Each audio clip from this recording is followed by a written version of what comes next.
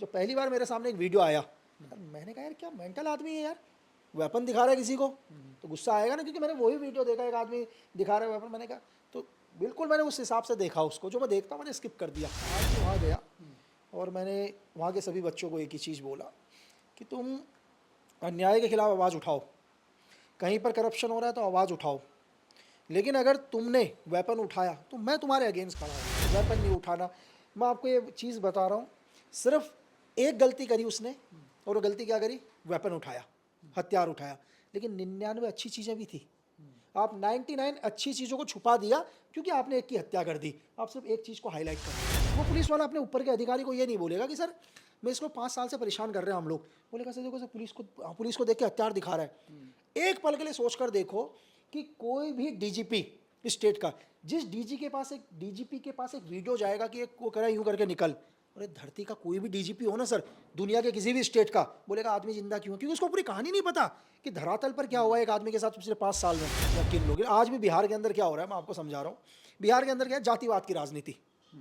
मैंने हिंदुस्तान में बहुत स्टेट देखे, शायद दुनिया के बहुत देश देख कर आया हूँ, तो मैंने बिहार, क्योंकि हो सकता है कि इससे भी ज़्यादा राजनीति कहीं और होती हो, तो वो मैं नहीं कह सकता, जातिवाद की राजनीति, तो मुझे लगा कि यार बिहार के अंदर अलग ही है ये। लेकिन जब यहाँ गए ऑपरेशन को पकड़ने के लिए, भरत तिवारी को पकड़ने के लिए, तो डेफिनेटली एक हिंदुस्तान के किसी भी एसएचओ की इतनी ताकत नहीं कि वो अपने दम पर डिसीजन लेके मैं फायर करूंगा, तो ऑर्डर ऊपर से है, लेकिन क्या उन्होंने बताया है कि सर इसने हथियार डाल दिया।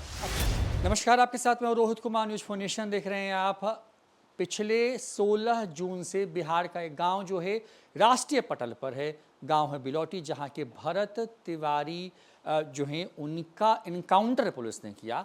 वीडियो जो सामने आया उसके बाद से लग रहा था कि पुलिस ने मर्डर किया है। एफआईआर भी हो गई है। हमारे साथ में देश के जाने माने चेहरे जो हैं लक्ष्मण सिंह विष्ट, जिनको प्यार से हम लोग लकी विष्ट कहते हैं। लकी जी, आज आप गए मतलब उस गांव में, उस माँ से मिले, उनके परिवार वालों से मिले, क्योंकि आपका खुद का भी एक लंबा जीवन रहा है, आपने इसी तरह के काम को किया है, मतलब क्या लगा वहाँ पे? क्या सच में जो आरोप परिवार के लोग लगा रहे हैं, जो लोग, जो जनमानस कह रहा है कि हत्या हुई एक बिहार के एक लड़के की, क्या सब कुछ ऐसा ही है? सर देखो, अगर हत्या नहीं हुई होती तो यार हम 2-3 हज़ार किलोमीटर दूर नहीं आते इधर, है ना। हिंदुस्तान के अंदर हर रोज़ एनकाउंटर हो रहे, हमने इससे पहले किसी एनकाउंटर पर सवाल नहीं उठाया, शायद हमने कभी इंटरनल मामले में बोला भी नहीं। लेकिन अगर आप अपने ईगो के लिए, मतलब चंद पुलिस वाले, मैं ये नहीं बोलूँगा 100% पुलिस वाले, क्योंकि अगर 100% ही अगर ये सिस्टम ही करप्ट होता तो आप, मैं यहाँ पर नहीं खड़ा होता, आप भी नहीं खड़े होते, है ना। हम रात को सो रहे हैं तो डेफिनेटली कोई ना कोई अच्छा काम भी कर रहा है, तो 90 लोग अच्छे काम करते हैं, लेकिन उन 10% के चक्कर में हम उन 90% को भी नहीं बोल सकते कि ये भी करप्ट हैं। लेकिन जो ये 10%, 5% लोग हैं, इन्होंने अपने ईगो के अंदर कि नहीं यार तुम हमारे सामने खड़े होंगे, हमारे को तुम हथियार दिखाओगे, हमारे गिरबान पर देखोगे, तो तुम्हें यही हम करेंगे। तो दिखाया उन्होंने कि कैसे एक निहत्थे इंसान का जिसके हाथ में वेपन था, चलो वेपन था, इज़ द बिग क्राइम। मैं आज भी वहाँ गया और मैंने वहाँ के सभी बच्चों को एक ही चीज़ बोला कि तुम अन्याय के खिलाफ आवाज़ उठाओ, कहीं पर करप्शन हो रहा है तो आवाज़ उठाओ, लेकिन अगर तुमने वेपन उठाया तो मैं तुम्हारे अगेंस्ट खड़ा होऊंगा। आप वेपन मत उठाओ, मैं आपके साथ हमेशा खड़ा हूँ। चलो ठीक है, भरत तिवारी ने वेपन उठाया, उसके लिए कानून है ना सर हमारा, आप अरेस्ट करो, जो भी आर्म्स एक्ट में धाराएं लगती हैं लगाओ, आप जेल भेजो, उसके लिए न्यायपालिका है। क्यों, इस देश के अंदर तो सर हम तो आतंकवादी को भी सरेंडर करने का पूरा मौका देते हैं। इस देश के अंदर कसाब जैसे, जिसने 26/11 किया, अफजल गुरु जैसे, उनको भी सालों साल जेल में रखा जाता है।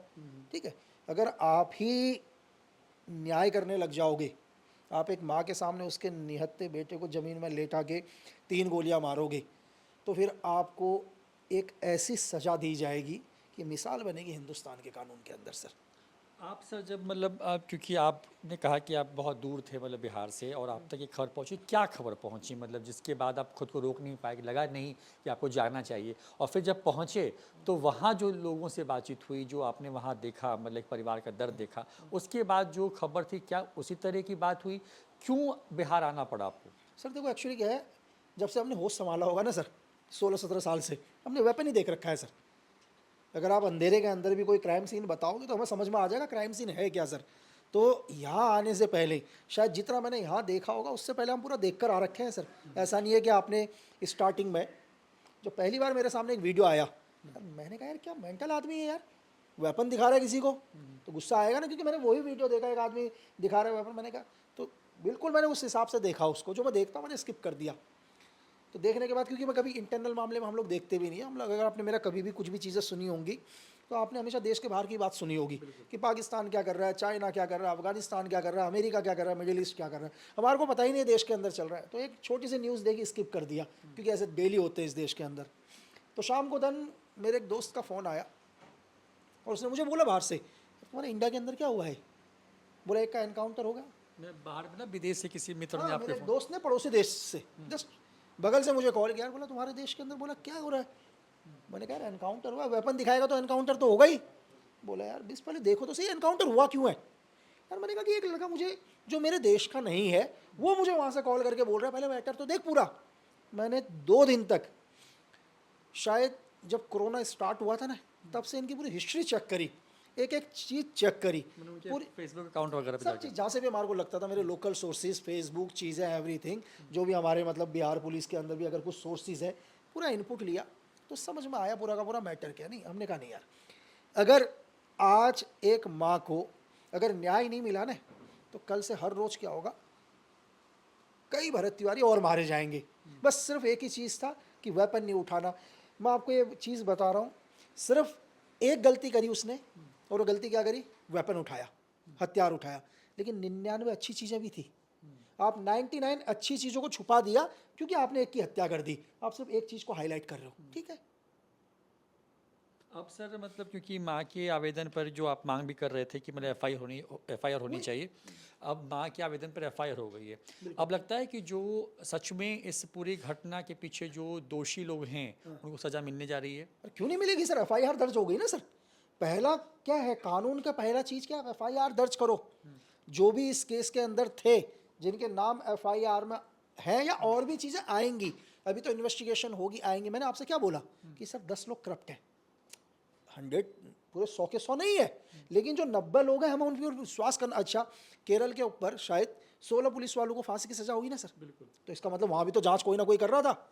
ये सर छोड़ दो आप, अगर फर्जी एनकाउंटर अगर आपने इंडियन आर्मी के अंदर भी देखा हो तो उसमें भी सजा हुई है, तो पनिशमेंट 100% होगी। इसमें आपको शक ही नहीं करना चाहिए और किसी के दिमाग में सवाल ही नहीं आना चाहिए कि क्या सच में न्याय मिल पाएगा। सर न्याय की शुरुआत हो गई, एफआईआर करी है। चलो, मैं जितना गुस्सा था सरकार से, नाराज़ था मैं आपके स्टेट गवर्नमेंट से, ना तो मैंने यहाँ स्टेट गवर्नमेंट को वोट दिया, ना मैंने यहाँ से सुविधाएं, क्योंकि मैं बिहार का रहने वाला नहीं हूँ, जीवन में पहली बार आ रखा हूँ इधर, तो मैं बिल्कुल नाराज़ था। मैं सेंट्रल गवर्नमेंट से भी नाराज़ था। और शायद जब आपने मेरा पहली बार मैंने बोला, मेरी एक ही मांग थी कि सर सिर्फ एफआईआर। मैंने कहा कि जिस व्यक्ति ने ऑर्डर्स दिए गोली चलाने से लेकर, उन सबके बीच में एफआईआर दर्ज सर। बाकी अभी हमारा कोई मांग नहीं। सेकंड चीज़, वो आगे प्रक्रिया सर। जब आप वहाँ गांव के लोगों के पास गए तो क्या भरत तिवारी के बारे में लोगों ने क्या बताया, मतलब जो चीज़ें आपने खंगाली उनके बारे में, जैसे आप कह रहे थे कि आपने तमाम तरह के इनपुट्स लिए कि उसने 99 अच्छे काम किए थे, एक काम था जिसमें पुलिस के ऊपर उसने हथियार उठाए, तो क्या गांव वाले भी उसी तरीके से उसको याद कर रहे भरत तिवारी को, क्योंकि जो घटना हुई 17 तारीख की सुबह सुबह, उसी तरीके से याद कर रहे हैं उसको? हाँ, जो मेरा रिसर्च था पूरा का पूरा सेम वही है, जो मैं पूरा रिसर्च करके आ रखा था, और मुझे धरातल भी 100% वही चीज़ें मिली। बाकी उसका कोई चीज़ अलग नहीं मिला कि मैं रिसर्च ये करके आया हूँ। कोई आदमी मुझसे, मैंने गांव के बहुत सारे लोगों से बात करी, मैंने गांव में एक 8 साल के बच्चे से लेकर 80 साल के बुजुर्ग से बात करी है मैंने, और हमें समझ में आता है सर, मतलब भारत सरकार ने इसी चीज़ की तनख्वाह दी है कि आदमी को पहचानो, उसकी बॉडी लैंग्वेज चेक करो, तो 2 मिनट में समझ में आता है कौन आदमी क्या बोल रहा है। तो समझ में आ गया कि भरत तिवारी ने अपने गाँव या किन लोग, आज भी बिहार के अंदर क्या हो रहा है मैं आपको समझा रहा हूँ। बिहार के अंदर क्या है, जातिवाद की राजनीति। मैंने हिंदुस्तान में बहुत स्टेट देखे, शायद दुनिया के बहुत देश देख कर आया हूँ, तो मैंने बिहार, क्योंकि हो सकता है कि इससे भी ज़्यादा राजनीति कहीं और होती हो, तो वो मैं नहीं कह सकता, जातिवाद की राजनीति। तो मुझे लगा कि यार बिहार के अंदर अलग ही है ये, कि भाई तू पंडित है, तू पासवान है, तू ठाकुर है, तू ये है, चलो पंडित का लड़का मर गया तो क्या, अगर कोई ST SC का, अरे तुम जातिवाद से निकलो भाई, पहले देखो एक इंसान मरा है यार। तुम आज भी तुम 2026 के अंदर तुम जातिवाद में उलझे हो, तो ऐसे हादसे हर रोज होंगे सर, ऐसा अपराध। तो अपराधी की वो दुनिया में किसी भी जाति का हो, उसका भाई कोई धर्म नहीं है यार। मैं पंडित थोड़ी ना हूँ, और ना मुझे पड़ी है, मैं 3000 किलोमीटर से आया हूँ, ना भविष्य में मुझे कभी इलेक्शन लड़ना है, ना मैं किसी पार्टी का हूँ, ना मुझे वोट की ज़रूरत है। लेकिन आपको इस जातिवाद की मानसिकता से निकलना पड़ेगा सर, कि ये पंडित नहीं, ये ठाकुर नहीं। अगर तुम जब तक ये करोगे तो तुम भूखे मरोगे, तुम्हारे बच्चों को इसी तरह से एनकाउंटर कर दिया जाएगा, ना तुम्हारे पास नौकरी होगी। क्यों? क्योंकि तुम जातिवाद में आज भी फंसे हो 2026 में।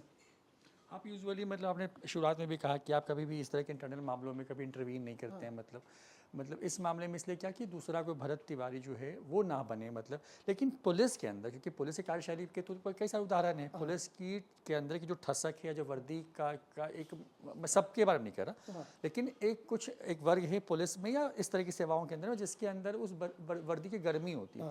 ये आती कहाँ से? क्या मतलब जो सरकारें होती हैं वो नकेल नहीं कस पाती हैं? क्योंकि बिहार के सीएम साहब ये पहले कह रहे होते हैं कि पुलिस के ऊपर मतलब उसने बंदूक तान दी, इसलिए हमने एक्शन के लिए कहा।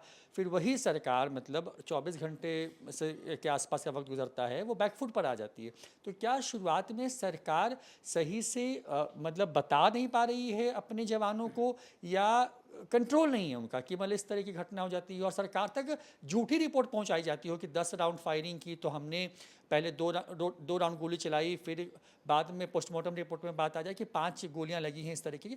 तो ये गुमराह करने की जो प्रवृत्ति है वो कहाँ से आती है ऐसे लोगों के अंदर? सर देखिए, बिहार की जनसंख्या शायद कितनी है, 9-10 करोड़ के आसपास है। कितनी? 14 करोड़ के आसपास। 14 करोड़ है।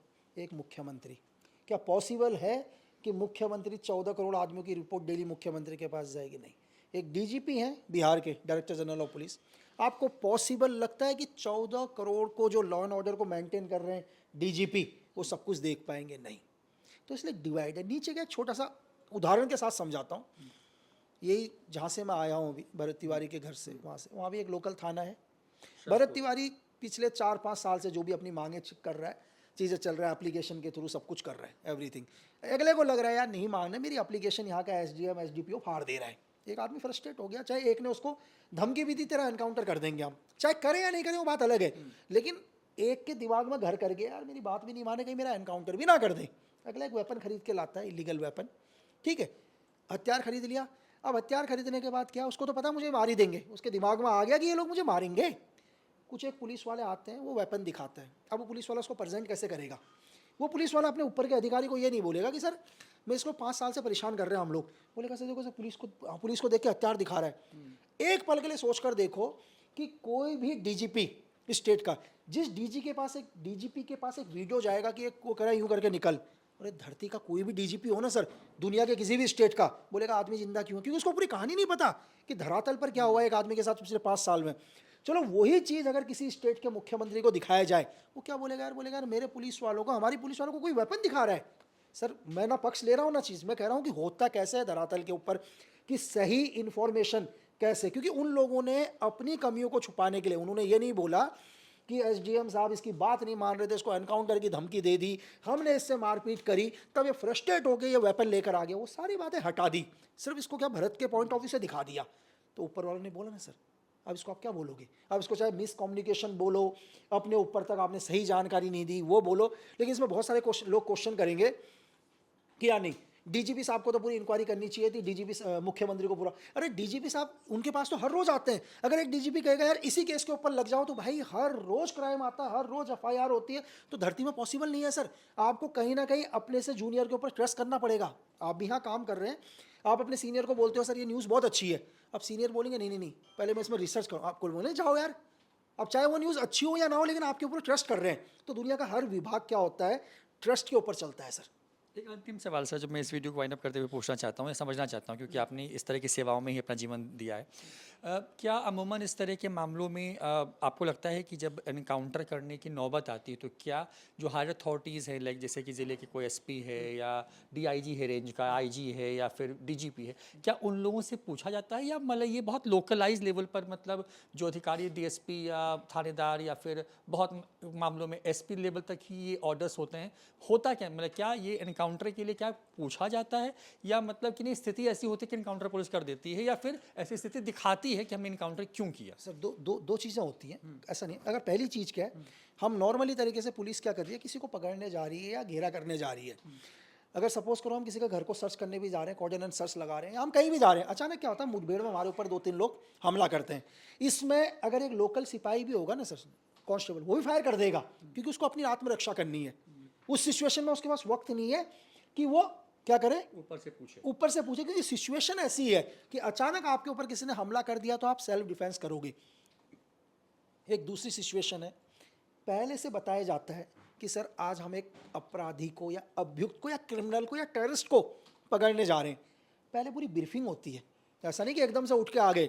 सबको चेक किया जाएगा, आपके पास वेपन्स कौन से हैं, जिस जगह पर हम लोग किसी को पकड़ने जा रहे हैं, ऑपरेशन करने जा रहे हैं, नज़दीकी पुलिस स्टेशन कौन सा है, हॉस्पिटल कौन सा है, अगर हमारे को रिफोर्समेंट की ज़रूरत पड़ेगी तो कहाँ से बाकी पुलिस आएगी। एक ब्रीफिंग होगी, उस ब्रीफिंग पर आपके ऊपर के अधिकारी एसपी, एसएसपी, डीआईजी लेवल तक वो ब्रीफ करेंगे कि आप जिसको पकड़ने जा रहे हो वो अगर आपके ऊपर फायर करता है, चीज़ें करता है तो आप जवाबी कार्रवाई करोगे, लेकिन कोशिश करोगे उसको जिंदा पकड़ने की।